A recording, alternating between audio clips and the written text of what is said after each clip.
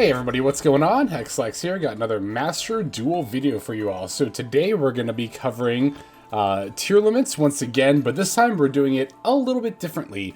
We are playing branded Tearlaments instead of just straight up Ishizu Tearlaments.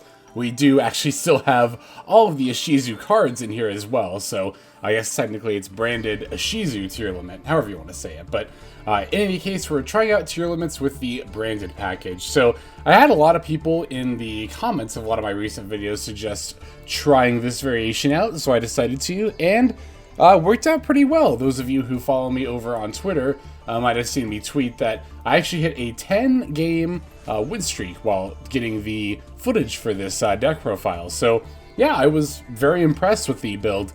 I was a little worried. I was like, isn't this just going to be like, you know, playing Ishizu Tearlaments, but like weighing it down with branded cards? But the branded cards actually do add a decent bit of variety to the plays in their own right. Basically, it's really nice to be able to like pivot between doing a branded fusion and then also making Tearlament plays. It feels like, you know, it's that, oh, there's a saying for it, like, what is it, chasing two rabbits, right? It kind of puts your opponent in that position where they can try to negate the branded fusion, but then you just have Tearlament plays. If they try to stop your Tearlament plays, then at the end of, you know, all of your opponent's disruption, you can just be like, cool, branded fusion, and like, do stuff anyway. In theory, you can also send, of course, the Tearlaments monsters for branded fusion in order to proc them when you're making Lubellion, but in practice, it actually doesn't really play out that way often. It still tends to be better just to send the Despian Tragedy or one of our light monsters if you want to fuse for an Albion.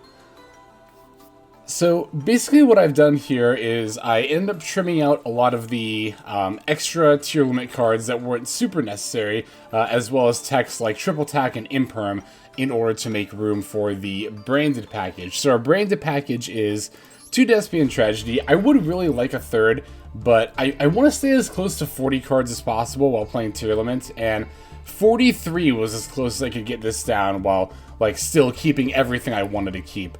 Ideally, I would like 3 Despian Tragedy. I did actually think about just bumping this up to 60 cards and making it a 60 card deck, but I don't know. In the interest of consistency, I decided to just stick closer to 40. But anyway, our branded package, as I said, is 2 Despian Tragedy. We have 2 Albaz, 2 Alibur, of course, and then the Ad Libitum. And then for our spells, we have the 3 branded fusion, 2 branded opening, 2 branded in red, and then the 1 branded banishment as well. This is also not 100% necessary, but it is, in my opinion, extremely good. So I decided to play that here. For our lights for Albion, we only have 2. We only have just the Fairy Tale Snow and Herald of Orange Light. I would ideally like 1 more, but I guess in theory, if it comes down to later in the game and we've milled both Snow and Orange Herald, we can always just use Lubellion as our light monster of choice to make the Albion, potentially. Although, to be fair, that is going to require us using, I think, another Lubellion, because you can't exactly branded fusion with something engraved. But, could branded banishment. I don't know. It's it's something that, like, I don't expect to really come up very often, but I could see it coming up, so I don't know. I'd have to think more about it, play more with the deck to really figure out if I needed or wanted another light monster in here for that reason. And then, yeah, as far as like the stuff that I cut out, like I said, it was the 3 Imperm and the 3 Triple Tack. Those are gone. We cut out one of the Tearlaments Scream, since you only really need 2. Same with Sulliek, we cut out one of those, so now we're only playing 1.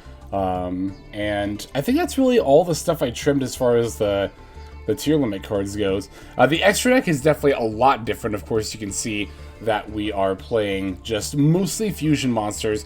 We actually have 14 fusion monsters and then 1 Abyss Dweller. Because the branded fusion is going to lock you into fusion summoning for the turn. That's actually usually not a problem for Tearlaments. Like, you really don't typically end up making non-fusions unless you have, like, you know, an extender or just mill really well. A lot of the time, if you just mill like average or sub-average, then you end up just fusion summoning. That is actually kind of the weakness, I guess, of branded Tearlaments, though, is that, like, again, you can't do your full Tearlaments play where you're also making Dweller and or Elf and or Baron. You can't do that and then also branded fusion in the same turn. But again, the idea is that the branded fusion like kind of makes up for that by being a really good engine in its own right. But like I was alluding to, I did make an exception of an all-fusion monster extra deck just for Abyss Dweller, because this card is insane in this format. I've been saying it many times over the last like week and a half now, and 2 weeks, maybe week and a half, and yeah, it definitely holds true. And it's any deck that can feasibly make Dweller should make room for it in the extra, and this is a deck where we can reasonably expect to make Dweller, so I have included it. Alright, I think that's going to go ahead and do it for pretty much anything I have to say about the build. Now let's go and take a look at some games right after I break the list down card by card. So we are on 2 Deathspan Tragedy, 1 Herald of Orange Light, 3 Maxx, 2 Tearlaments Merrli, 2 Tearlaments Havnis, 1 Fairy Tale Snow, 2 Fallen of Albaz, 2 Alibur, the Jester of Despia, 2 Tearlaments Scheiren, 3 Tearlaments Reinoheart, 2 Keldo the Sacred Protector, 3 Mudora the Sword Oracle, 2 Kelbek the Ancient Vanguard, 2 Agido the Ancient Sentinel, 1 Ad Libitum of Despia, 3 Branded Fusion, 1 Primeval Planet Perlerino, 2 Tearlaments Scream, 2 Branded Opening, 2 Branded in Red, 1 Branded Banishment, 1 Tearlaments Cryme, and then 1 Tearlaments Sulliek. There is our main deck. Now for the extra deck, we're on 1 Tearlaments Kitkallos, 1 Starving Venom Fusion Dragon. The Starved Venom is mostly just here for the Branded Banishment, although occasionally if we have absolutely nothing else to fuse for with Tears, we can make this as well. But there's, the Starved Venom Fusion. We have a Predaplant Dragostapelia, 2 Albion the Branded Dragon, 2 Masquerade the Blazing Dragon, 2 Mirror Jade the Iceblade Dragon, 2 Lubellion the Searing Dragon, 1 Tearlaments Rulkallos. Only 1 Guardian Chimera. Had to trim the second copy to make room for other extra deck stuff, and the second Guardian Chimera doesn't really ever come up that often. We have 1 Tearlaments Kaliedo-Heart, and then finally our lone Xyz monster in the extra deck, the 1 Abyss Dweller. Alright, so there's our list. Now let's take a look at some gameplay. Alright, so our first opponent here is going to be on just good old regular Ishizu tiers. Interestingly, they were playing 3 Foolish Burial Goods, but not the Rainbow Salvation package. I actually have thought about playing a second Foolish Burial Goods in my own tier Ishizu build, which is also not play the Salvation package. Opponent's going to get to take the first turn here. They're going to start with one of their Foolish Burial Goods to send a Sulliek. That will, of course, allow them to search up a Tearlament monster. We don't actually have any disruption in our opening hand, so in that regard, things aren't looking super great for us. They get the Scream as well as the Reinoheart mills, so let's see what they end up milling off top of their deck. They hit a Mudora, which is not ideal for us, and then send a Havnis with the Reinoheart. So, yeah, already things are not looking super great. They've got a Shuffler, they're getting their plays off, and we don't have any way to disrupt that in our hand. Kitkallos is going to activate and add the Merrli. That is going to allow the Kitkallos to sack itself. Special the Merrli, mill 8, feel great. And let's see what they end up sending to their yard. There's a Havnis there, which they've already procced, so looks like they really only milled a Scheiren. Was the only relevant card out of that 8. Everything else was like staples that don't really like getting milled. But that is going to allow them to fuse for Rulkallos and then set a card and pass. So thankfully, they end up having a less than optimal opening hand. I'm going to start by normal summoning Fairy Tale Snow and turning this Rulkallos face down. That way it can't negate my Branded Fusion, which I'm going to need to make plays here. Opponent's going to mill 2 more Sulliek. I guess they're playing 3 because they're playing 3 Foolish Burial Goods. They add a Scheiren and not a Havnis here. Now, did I miss something? Were both Havnises? Okay, yes, both Havnises were in the graveyard. So, I guess that was just unlucky mills on their part. I'm trying to figure out if they could have put a Havnis back in their deck at any point. Merrli, send... Merrli milled. Yeah, they just got unlucky with the mills to not add a Havnis to their hand, I see. Okay, so... Alright, now we're going to use the Branded Fusion to go for the Albion. I'm doing it this way because I can use the Albion along with this Ad Libitum in order to do a fusion for a Guardian Chimera, and then use Ad Libitum to potentially bring Albion back as another body. Opponent's going to respond with their Shuffler, their Mudora, but I have a Branded in Red. So I'm going to use that to get back Albaz and then sneak in a Mirror Jade here as well. So yeah, Mirror Jade gets dropped, and then now I think, like I said, I'm going to use the Albion effect to just make a... Oh no, not a Guardian Chimera. It looks like I end up making a Dragostapelia here, but then I can just use the Ad Libitum to bring back the Mirror Jade. I wonder if that actually was better or worse than making Guardian Chimera. I guess, to be fair, it wasn't going to blow up probably just only the face-down card, right? Maybe the Dragostapelia, having that to negate a new card effect is actually fine. I guess that the Guardian Chimera also wouldn't have been able to attack directly either. Opponent's got a face-down evenly match, but thanks to their Tearlaments Scream, it actually doesn't really end up being that impactful. That's another thing about our opponent's build. They're on 3 evenly. Evenly can be a good counter for Tears, but not if you're also playing Tears, in my opinion. They're actually going to use Heartbeat to put back one of my back rows. First time I've ever seen somebody use that Heartbeat that way. And unluckily for me, it was actually the Tearlaments Cryme. Although, actually, no, it wasn't unlucky, because I don't actually have a Tearlament monster on my board, so that actually ends up being completely fine here. But they do get to fuse. They're going to go for a Kitkallos here. Also proccing the Scream effect. I'm just going to use the Dragostapelia on the Kitkallos. That'll negate the search as well as the ability to sack itself to mill 5.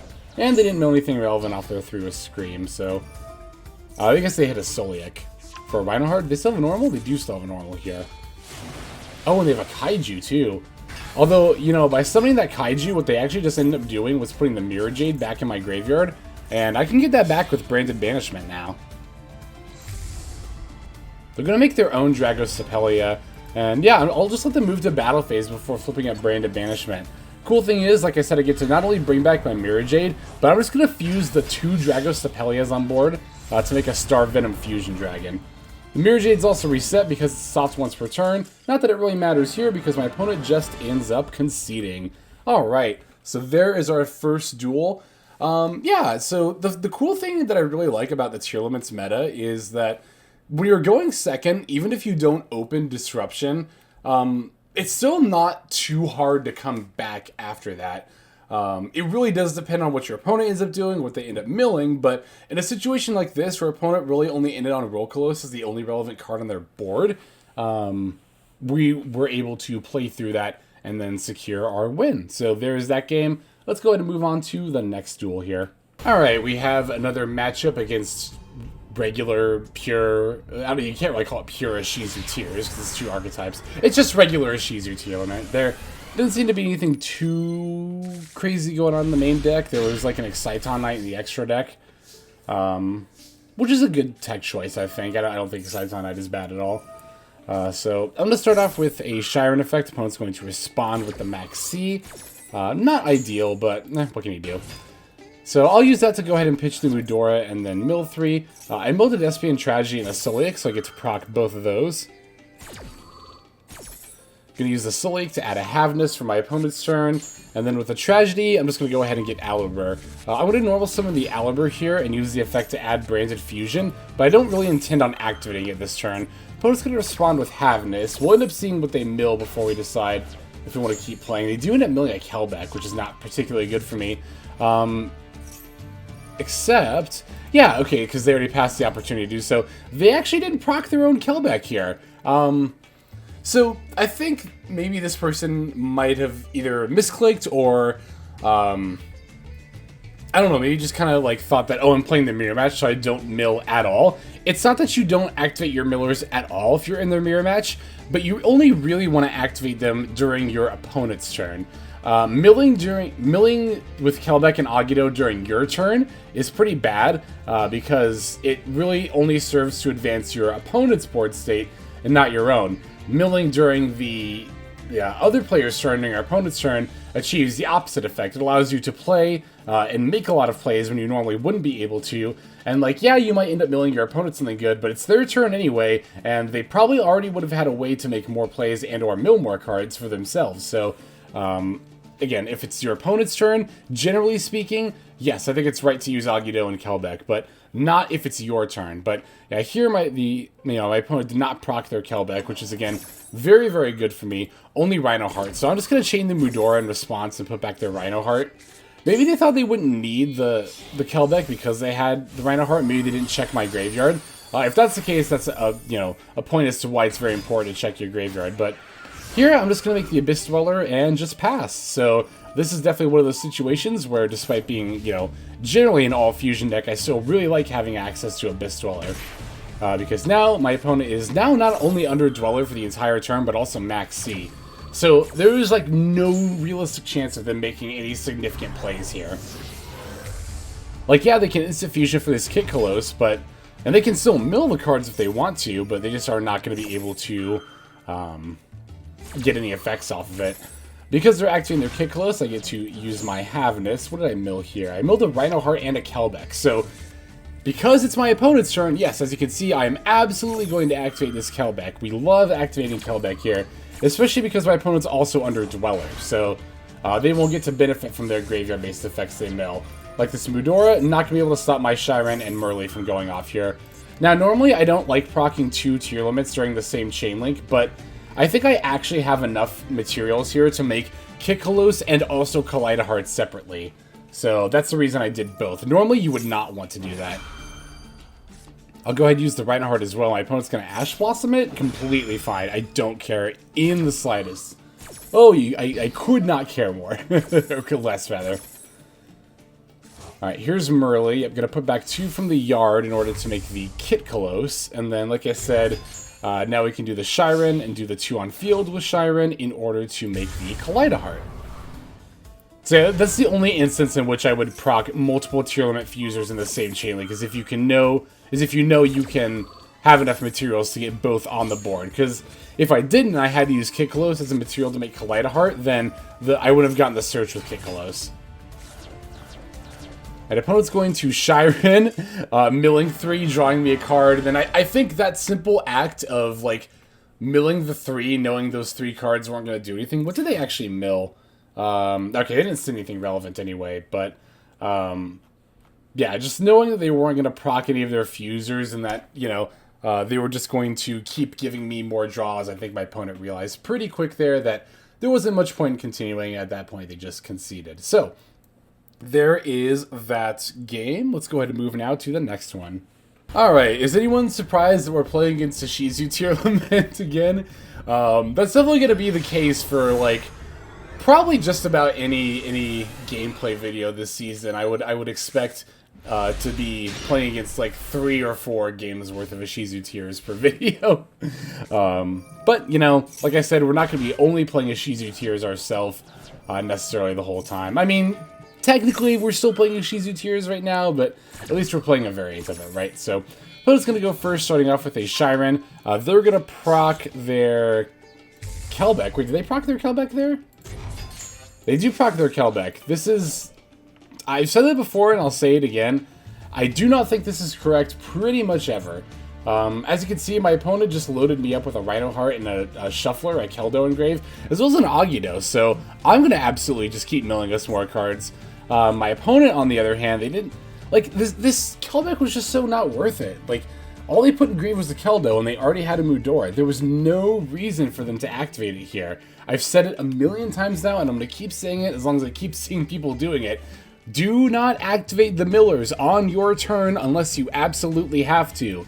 You are only helping your opponent if you do that. And even in the cases where you absolutely have to, it still feels really bad to mill your opponent a lot of the time. Unless you know they're not the mirror or graveyard dependent. That's the only case in which I would, you know, gladly use the millers on turn 1. But when you don't know what your opponent's on, you just always need to be playing it safe, honestly. There's too many mirror matches out there. Alright, so my Shuffler is going to force my opponent's Shuffler, which is going to put back pretty much my whole graveyard, but that's not going to stop my Agido from proccing, so I still get to mill 5 here. Our opponent milled a Havnis and a Reinoheart. We didn't mill much in the way of tier names, but we did hit a Despian Tragedy, which is something. That actually will turn on our Orange Herald, so that's definitely not a bad mill at all, honestly. We could have done better, but we also could have done worse. We did also open a Merrli and a Havnis, so it was going to be much less likely that we milled more fusers. Opponent also added Sulliek over Cryme. Cryme must be in the yard. They must have it in hand already. I get to proc the Havnis in hand when the Reinoheart activates as well. That's going to mill us another Mudora, or a Mudora, I guess, in general. I don't know if we had one in the yard already, but...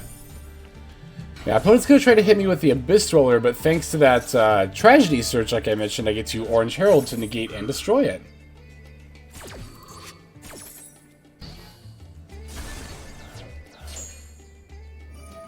God, I can only imagine what this mirror match would be like if Orange Herald was at 3. That sounds disgusting. Like, I'm just thinking about how Orange Herald is, like, one of the best responses you can have to Abyss Dweller in this mirror. I don't know, maybe it would be a good thing. Because like, that is kind of, like, not my one complaint about the mirror, but one of my complaints about the mirror, is that it's Dweller can decide it a lot, and that is one of the, like, there's a lot of back and forth and interaction with this mirror match, but that is the one aspect of it where it's like, you know, I just turned on a floodgate effect, you don't get to play now.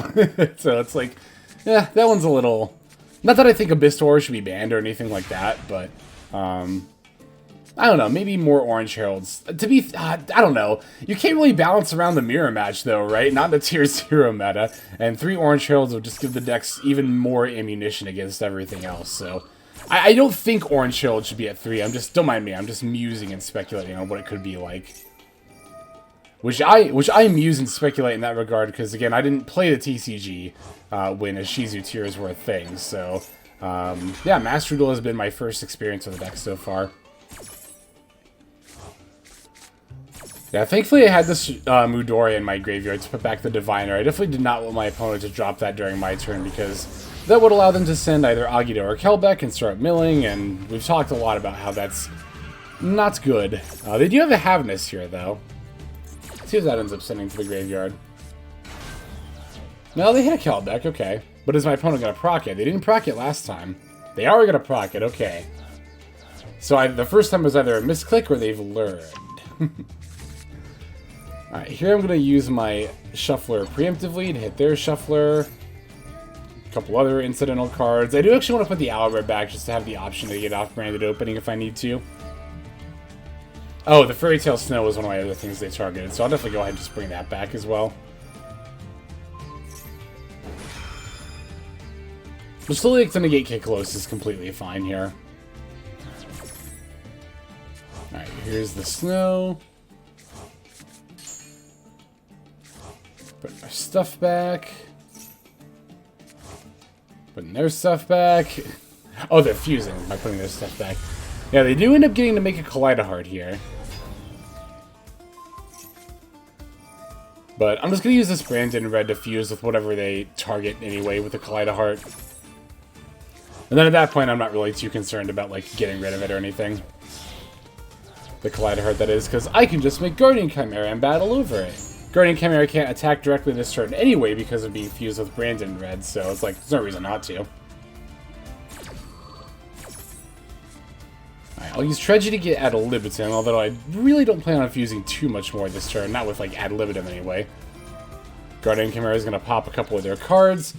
Branded Opening, I actually did not even activate Branded Fusion yet there, did I? So yeah, Branded Opening was going to search the Owlbear there, which was going to search Branded Fusion, and then just make plays in general from there. But yeah, that's kind of the cool thing, right? Like I mentioned earlier in the profile, like your opponent spends all these resources fighting the Tearlaments stuff, and then at the end of all that, you're just like, all right, Branded Opening for Owlbear, for Branded Fusion, or, you know, even using the Branded in red in the middle of your Tearlament play like I did there to, like, drop a surprise Guardian Chimera as disruption against your opponent.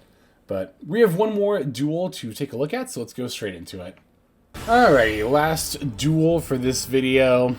Do I even need to say what we're playing against at this point?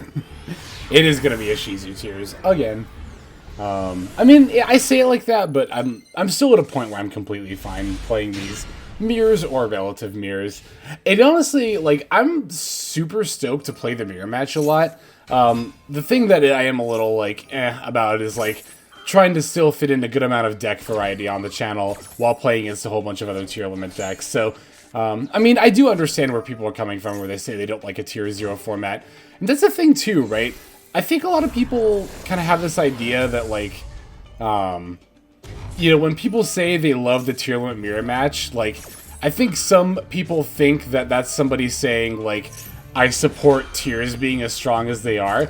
I don't, for the record. Like, this deck is stupidly unfair, but, you know, a deck can be unfair and skill testing at the same time, and I definitely think that's what this is. So, here when my opponent procs the Kitkallos, I'm going to go ahead and chain not only the Havnis, but the Imperm. Imperm on the Kitkallos will, of course, prevent them from using this other effect, as well as getting the Search. And with the Havnis, we ended up milling What do we mill here? Oh, we milled both Keldo and Agido, and now off Agido, we get a lot more mills as well. Beautiful. So there's the Reinoheart and the Merrli, gonna proc both those. I actually should have done that chain link in the other order, but I guess it's not gonna really matter here. Now I get to go for my Kitkallos, and potentially also either Rulkallos or Kaliedo-Heart here as well.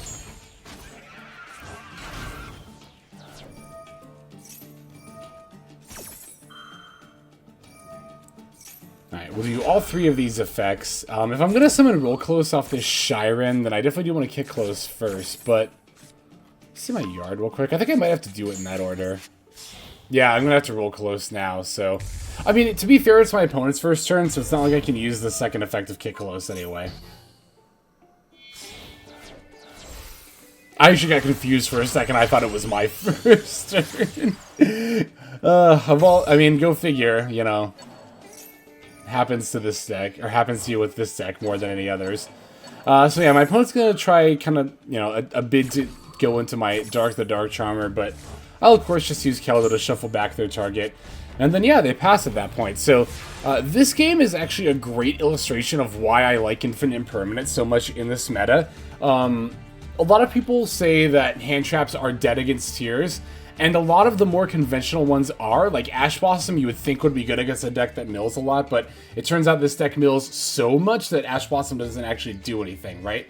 And Call By you don't want in a mirror match, but Imperm is actually a staple slash hand trap slash disruption that you do actually still want to be using for this exact reason that I showed. Kitkallos, if you negate it with Imperm, they don't get to search, they don't get to send it to special or mill 5, and like I said, that can often just be the end of their turn, as it was for my opponent in this case. So, gotta love Tearlaments mirrors where you end up with a better board on your opponent's first turn than they did. It always makes me laugh when this happens. So, I'll start with the Foolish Burial Goods. I'm going to send the Sulliek to add a Reinoheart, get to normal summon the Reinoheart, and then send a Havnis. Going to use these to fuse for Kitkallos, and then my opponent's just going to concede. I'm guessing their back row just didn't end up being enough to stop me there. So, yeah, there are those duels. Glad you stuck around to the end, and I hope you enjoyed them. Definitely let me know if there's any other Tearlaments variants that you want to see me play. Don't worry, I do definitely plan to get some more footage in of me playing non-Tearlaments decks, but of course I'm still probably going to be playing against a lot of tiers. So there are those games. Once again, thank you for watching. Let's go to move now to our outro. Alright everybody, thank you so much for watching all the way to the very end of the video like this. That means a whole lot to me. Not just personally, but it's also a great way of supporting the channel as well. If you're interested in supporting the channel in other means, you can of course feel free to comment and or subscribe right here on YouTube. I'm always looking to the comments section. You guys leave some pretty awesome feedback as far as like constructive criticism goes when it comes to deck building, gameplay, channel content, all that stuff. So feel free to leave your opinion down there. I will be sure to take a look at that there. And then subscribing is going to be the best way to get notifications of when these videos drop. That does happen every day, by the way, so if you're looking for daily Master Duel content, you've come to the right place. And there are more places where you can get some daily Master Duel content. If you check out the description below, follow the top link over to my Patreon page. There for just $5 a month, which is as much as you pay for a booster pack. You'll find a lot more value than a pack full of filler over there. We've got some previews for content upcoming here on the channel. We've got some exclusive games that are only posted over on Patreon over there. We've got some Q&As, and then you can also have your name featured in this lovely credit sequence where I thank all of the people who are helping contribute over there on Patreon. It's a huge support to the channel, and it really means a lot as well. So thank you everyone who is donating that is featured here on screen. And again, you know, it's not just a pure donation. You do get some more daily Master Duel content over there just for being a part of the Patreon. But I think that's about all the time that I have for today's video. Once again, I just want to thank you so very much for sticking all the way to the end of the video. Again, it just means a lot, as I do put a decent amount of work into getting these videos out every single day. But that's about all the time that I've got for now. So without further ado, this is Xlex. I'm signing out, and I hope you have a fantastic day.